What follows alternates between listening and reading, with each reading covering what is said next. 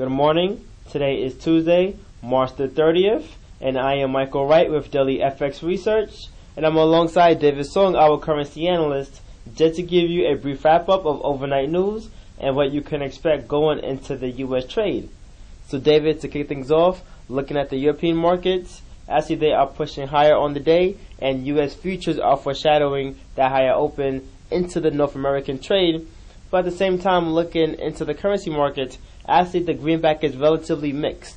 Can you give us some insight as to what occurred? Sure. So we're seeing the U.S. dollar actually extend that decline that we saw carried over from earlier this week. And really we're seeing the British pound outperform against most of the major currencies. And as a result, we saw the exchange rate cross above that 20-day SMA. But for the euro dollar, it seems that near-term rally is certainly losing steam ahead of that 20-day SMA. So as a result, we'll probably see most of these trends continue going to the U.S. session.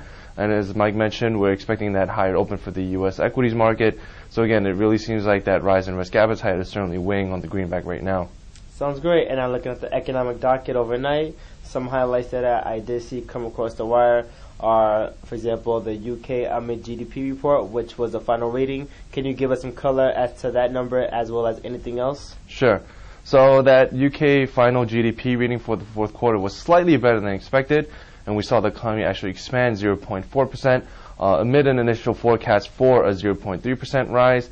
At the same time, we saw that current account deficit narrow to 1.7 billion from a revised 5.9 billion in the third quarter. So certainly these numbers are somewhat better than what we were expecting. But at the same time, we're hearing some comments from Chancellor of the Exchequer, Alistair Darling, during his testimony in front of the Parliamentary Treasury Committee, and he's certainly expecting that economic recovery in the UK to be sustainable going forward. So that's another positive that's adding to that bullish momentum that we're seeing in the British pound.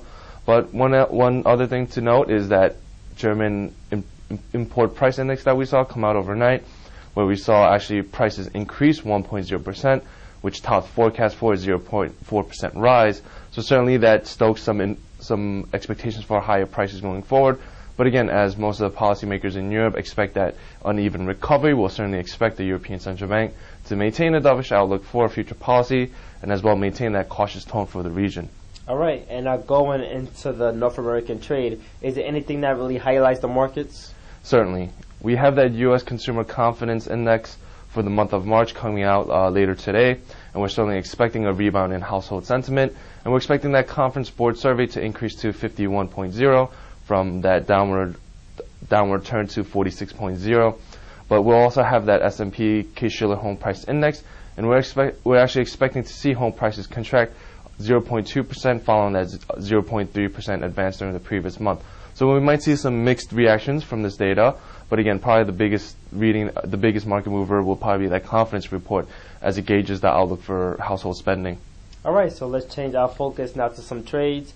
Actually, I'm still short the euro dollar, as I'm still looking for the pair to tumble to at least the 130 level, and that's really following that conclusion on that fourth wave.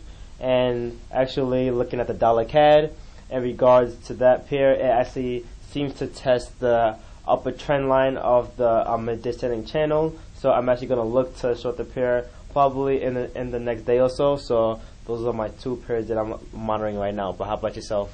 Yeah, I mean, I'm really keeping my focus on that euro pound right now, and we're certainly seeing the pair retracing that advance. But I'm really looking for that break below that 100-day SMA, and I certainly expect it to do so over the next following days. But we'll certainly have to see whether it will maintain that trend, that broad-based trend that we saw during the previous week, and maintain a range going throughout the week.